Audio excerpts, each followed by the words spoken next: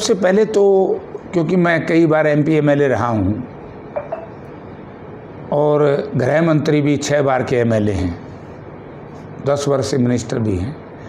जब विधानसभा चल रही है तो जब नेता प्रतिपक्ष चौधरी भूपेंद्र सिंह हुड्डा और विधानसभा के दूसरे नेता विपक्ष के लोग इस पर चर्चा करना चाहते थे, तो उस वक्त तो मुख्यमंत्री जी ने ये कह करके उसको टाल दिया कि भाई मामला अंडर सब जुडिस है।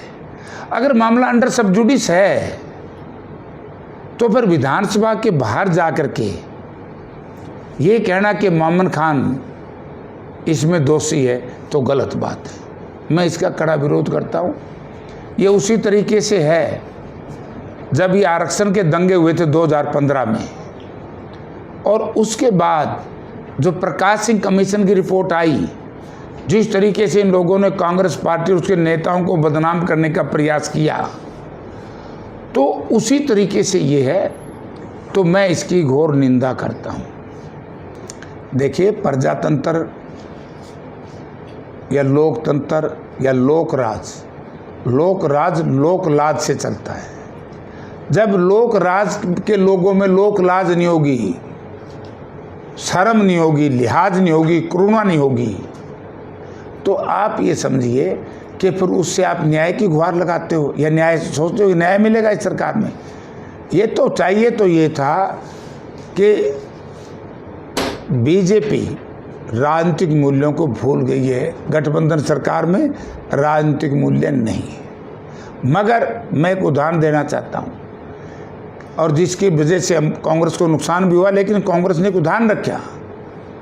ए राजा जो कम्युनिकेशन मिनिस्टर थे सेंटर में, थोड़ा सा मामला आया 2G स्पेक्ट्रम को लेकर के, माननीय पूर्व प्रधानमंत्री डॉक्टर मनमोहन सिंह ने उनको मंत्री पद से हटा दिया और कोर्ट के ऊपर छोड़ दिया। कोर्ट ने उसको बरी किया। लेकिन मुझे आज अखबार में पढ़ करके बड़ा आश्चर्य है कि वो मामला अंडर सब जुडिस है, संदीप सिंह वाला चालान पेश कर दिया।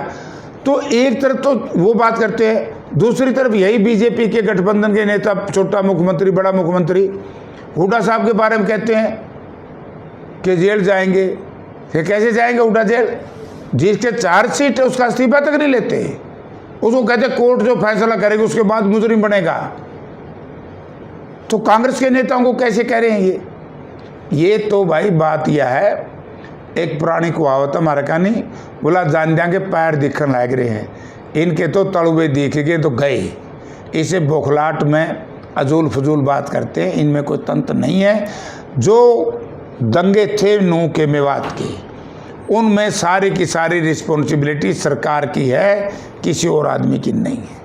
एक कौशल का जो आपने नाम लिया, कौशल बेरोजगार योजना रखना चाहिए इसका नाम। ये जो भी भाई इसमें लगेगा वो बेरोजगारी में डल जाएगा, क्योंकि हर साल इसका रिन्यूअल कराना पड़ता है। तो किस प्रकार की नौकरी है? हुड्डा साहब ने कहा है कि जैसे ही मेरी सरकार बनेगी तो मैं पक्की नौकरी देंगे, SSC से देंगे या HPSC देंगे। और यही एक कारण है कि सरकार से नौजवानों का विश्वास उठ गया है। मैं मनोहर लाल जी से निवेदन करना चाहता हूं कि आप बार बार ये कह रहे थे कि कांग्रेस से ज़्यादा हमने रोजगार दिया है, तो 2 लाख वैकेंसी क्यों पेंडिंग है? जबकि हमारे आंकड़े जो कहते हैं 2,80,000 हैं। जैसे हुड्डा साहब ने कह दिया आते ही सबसे पहले पक्की नौकरी देंगे, 2,80,000 बेरोजगार नौजवानों को रोजगार देंगे। तो सरकार भाग रही है। मैं तो प्रबल दावेदार हूँ नहीं, बाकियों का मुझे पता नहीं, लेकिन कांग्रेस पार्टी में कम से कम इस बात को तो मानने लगे कि हवा कांग्रेस के पक्ष में। और जिस तरीके से आदरणीय श्रीमती सोनिया गांधी जी ने उदय भान जी को चौधरी भूपेंद्र सिंह हुड्डा के नेतृत्व में, मतलब यानी कि उदय भान जी को प्रेसिडेंट बनाया और भूपेंद्र सिंह हुड्डा को CLP लीडर नेता प्रतिपक्ष बनाया, उसी दिन से कांग्रेस की आवाज़ चली। और आदमपुर के चुनाव में जिस तरीके से इस जोड़ी ने काम किया और दीपेंद्र सिंह ने दिन रात हरियाणा प्रदेश में आदमपुर में घूम घूम करके नौजवानों को साथ लगाया, तो आज उसी का तो एक कारण है। यहाँ तो कोई टिकट भी नहीं मांगता था कांग्रेस पार्टी की, लाइन लगी है तो अच्छी बात है। और प्रबल दावेदार होना कोई बुरी बात नहीं है। वो तो पार्टी वाले बतावेंगे, हमने के बेरा मारती बतावा है मैं के बेरा चालू हो, करवा भी लिया हो या करवाते हो, ये पार्टी सर्वे को बताते नहीं किसी को, अपने हिसाब से करवाती है। बताऊँ आप भी बता देंगे, आपको याद होगा आपके चैनल पे ही कि विपक्ष आपके समक्ष जो रैली होगी, ये हिसार की सबसे बड़ी रैली होगी, वह तो सच साबित होगी। इससे बड़ी रैली पहले तो हिसार की सरजमी पे कभी हुई नहीं। अब जो रोहतक होगी वो हिसार से भी बड़ी होगी। क्यों? क्योंकि जब 2 वर्ष पहले करनाल से शुरू की थी तो जन समर्थन बढ़ता रहा। भिवानी में कितनी बड़ी हुई, भिवानी से बहुत ज़्यादा बड़ी यहाँ होगी। अब यहाँ से और ज़्यादा बड़ी होगी। और जो हुड्डा साहब ने जन मिलन कार्यक्रम शुरू किया है वो भी चल रहा है ना साथ साथ। 10 तारीख को करनाल में, फिर जींद में रखेंगे, 1-2 महीने के बाद फिर हिसार में होगा। तो लोगों का जो मन है वो कांग्रेस पार्टी के साथ, भूपेंद्र सिंह हुड्डा के साथ।